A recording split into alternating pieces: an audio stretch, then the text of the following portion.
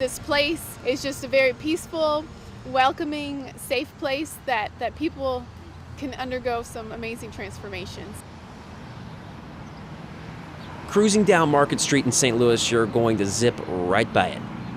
But if you can't beat the light just before the I-55 overpass, you'll see this little plot called City Seeds Urban Farm. It's become the hub of a local food system tailored for social services. And the farmers find their way here by taking two different paths.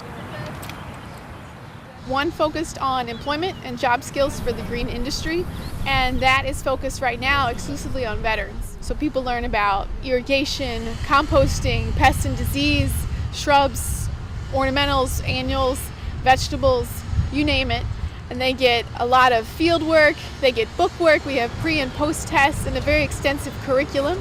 We also do field trips where they work and go to actual employer and work sites to hear a little bit about what it's like in the field. So it's always good to read the notes.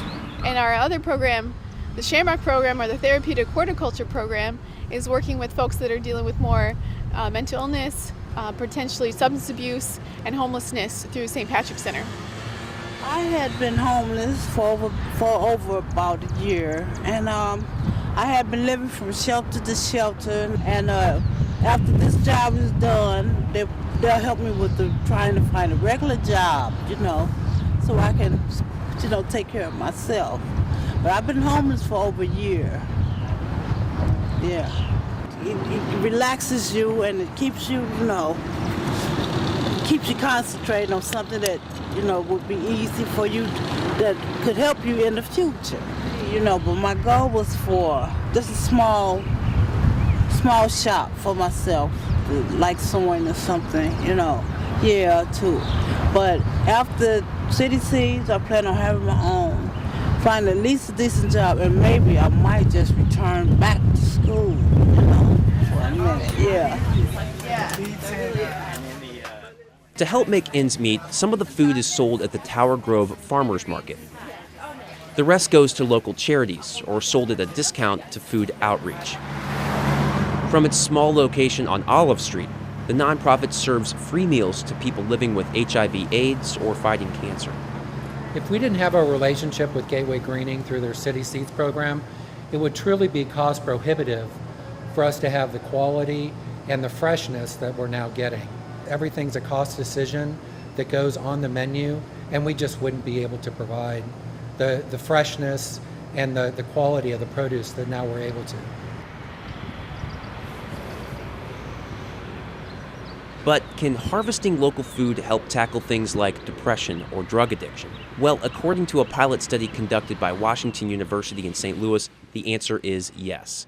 In the study, people with HIV/AIDS and a history of depression or drug abuse worked on the farm for 8 weeks. The results showed lower levels of depression and in some cases reduced drug use. So when I came up with this idea, people thought I was a little bit, so in a research environment, you're kind of like more traditional. And this was a very non-traditional approach to looking at depression.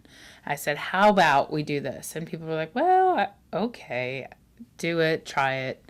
It probably won't work, or we don't know why it would work, so give it a try. But so I was hoping that people would come back and say, well, it gives me, I like the physical activity of it. I like the social support. And what we got back was just that. We got the comments about it gives me a reason to get up in the morning. And that in and of itself was something that I declared success then. I was like, this is why we have to try it, to expand it to other interventions and other groups. Well, we have long thought that there was a link between kind of early recovery from drugs and alcohol and mental health issues with putting stuff in the ground. And like I was saying to you, I can say to a client over and over again, I think you're growing, I can see this, this, and this, but they can't see it. And so when they start at the farm and can put a seed in the ground, and they have to cover it over because it's the only way it's going to sprout, what did you do with that seed? Well, I had to plant it, and the sun shines on it, and I water it, but I have to wait. Oh, maybe something's happening to me, I just can't see it yet. It pops out of the ground. How do you know when you're growing? I do something different. I have a different attitude. I have a different thought. I make a different choice. I make a better choice. So then they get it then. It kind of just is all connected. But it doesn't happen just by us saying, I see that you're different. It has to do with that using their hands, growing things, and waiting for things to grow. You know, I'm homeless, jobless. I don't think I can work again because of situations. You know, it could be right around the corner. You know, all I got to do is just open the door, maybe get somebody to help me open the door because, you know, it's real tough for me. You know, I've been at the release center for 15 months, and I've still got 2.5 years yet to go on parole, but I can make it with the help that City Seats and Grace Hill St. Patrick's Center gives me. Sorry about me crying. It gives me a sense of belonging.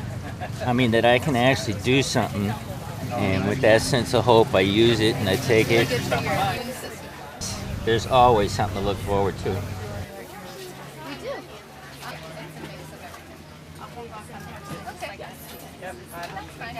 Free. No money.